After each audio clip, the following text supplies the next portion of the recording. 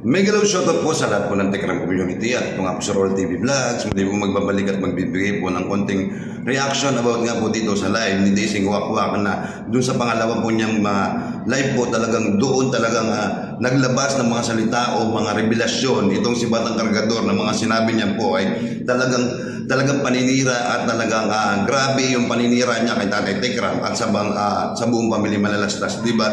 Talagang sinabi nila pati itong si Daisy Wakwak about nga po doon sa pagbablog daw po sa kanya, sa pagbablog ginagawa daw siyang pagkakitahan itong si Batang Kargador, di ba? Sinabi niya po dito, wala daw po siyang utang na loob. Totoo naman na wala siyang utang na loob, di ba guys? Hindi naman natin sasabihin yun na wala siyang utang na loob. Talagang yun naman talaga yung totoo at deserving naman talaga siya na murahin siya.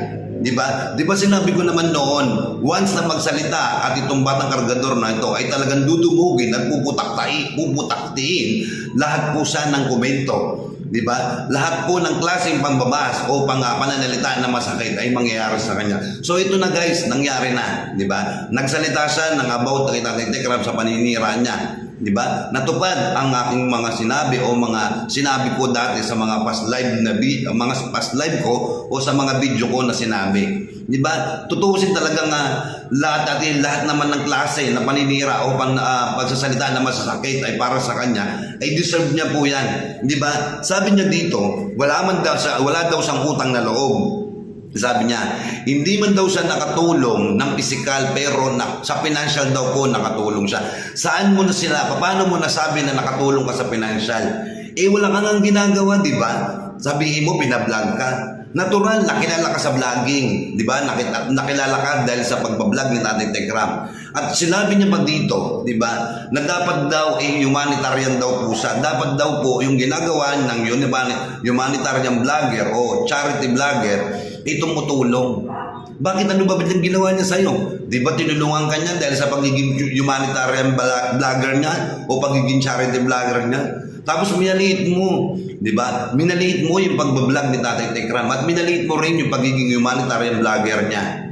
Nandahil kay Tatay Tekram, nakilala ka, sumikat ka, nagkaroon ka ng pera, nakilala mo yung nanay mo na bangag, di ba? Tapos yung Tatay Alan mo, napeki, di ba? Nakinabang. Hindi pa ba sapat yan, yung mga nabigay sa iyo ni Tatay Tekram, yung mga nangyari sa buhay mo? Di ba? Nabigyan ng bahay, napa-DNA test pa, maraming nasaktan sa mga viewers. Di ba? Pero ikaw, baliwala lang, okay lang sa'yo kasi alam mo sa sarili mo na talagang ikaw ay kumikita at pinagkakitaan mo ang Tekram family o ang si Tatay Tekram at ang mga viewers, di ba? Tapos ang galing-galing mo magsalita, financial, nakatulong ka, saan mo banda nakatulong? Di ba? Kulang pa yung mga binigay mo kay Tatay Tekram, pero yung mga ginawa mo kay Tatay Tekram, isa pag ginawa mo paninira sa kanya kulang na kulang, kahit buhay mo siguro kulang pang ibayad. Dahil napakawalang ya mong bata, napakawala mong utang na loob. Di ba? Tapos dito pa nagsalita din, di ba? Kung talagang nanay mo, di ba? Kung talagang nanay mo si Apple o si Mansanas, hindi mo aayahan sa isang sulok na parang pulubi. Di ba? Dapat ikaw mismo ang gumabay sa nanay mo, akayin mo siya, nay, dito ka, magsasalita ako. Di ba? Maglalabas ako ng mga salita about dito kay Tekram o kay Tatay Tekram. Di ba ganun dapat Kaya lang hindi. Mas binibigyan mo ng pansin, di ba? Ang inggitero o masyadong inggitero sa balat ng lupa, itong si Francesca na pangarap niya maging tatay, instant papa, di ba? Tapos yung nanay niya, di ba? Kung di ba naman sa aning-aning at walang utak talaga, di ba? Nanay niya, tapos sabihin niya sa nanay niya, meron siyang nanay, nandoon yung nanay niya, isa rin kasing walang utang na loob walang utang din ng nanay, di ba? Tanggap niya sa sarili niya na meron na daw mama, itong si Batang Kargador ay ito nga si Melanie. Di ba? Meron na siyang nanay, instant tatay pa siya.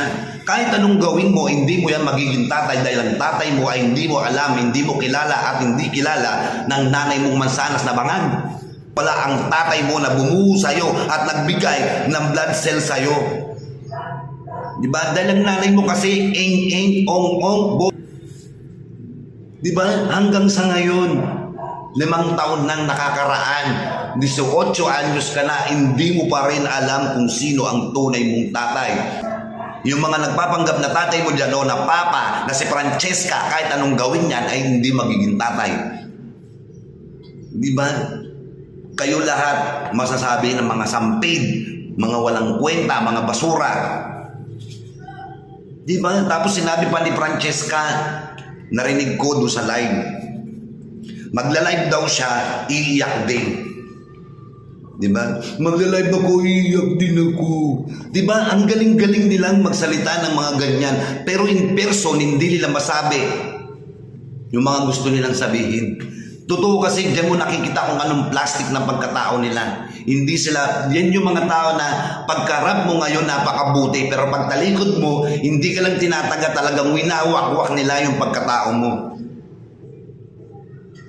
Di ba?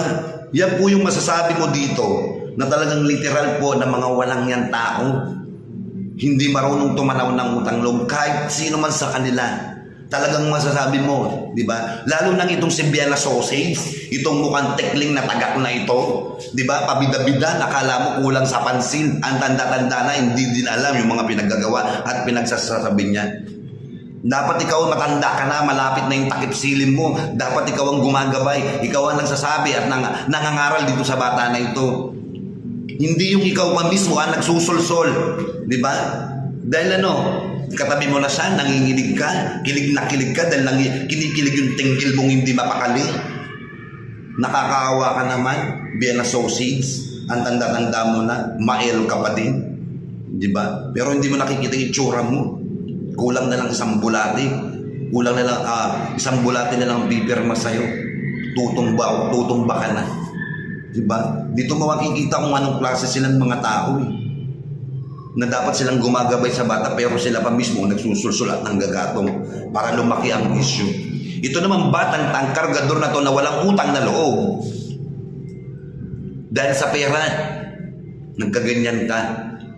Dahil sa pera, sinira mo pagkatao ni Tatay Tekram. Pero hindi kami pumayag na sirain mo si Tatay Tekram. Hindi dito kami. Nakatindig kaming lahat upang ipaglaban at ipagtanggol sa iyo. Dahil sa mga sinungalingan mo, walang maniniwala sa iyo. Dahil nakita na kung anong klase kang tao. Lumabas na ang tunay mong ugali. Yung ugali mong basura, ugaling kalye, ugaling matakaw sa pera. Diba? Ginudiyos ninyong pera, puro kang bibig ninyo, pera. Diba? Ang sarap-sarap mo nga, di ba? Kung nandyan lang siguro ko sa tabi mo, tatapyasan ko yung labi mo dahil sa sobrang kakapal. Tapos ipapakain ko sa buhaya. Di ba? Ito yung ahas na hindi daw nangangagat. Di ba? Kung babalik pa daw siya doon, baka hindi daw siya magiging ahas, baka daw maging cobra na siya. Di ba? Hindi lang ahas, banakon pa, hindi lang cobra, banakon. Dahil ganun kakatindi. Ganun katindi ang pakang mo na loob. Iniisip mo lang yung sarili mo.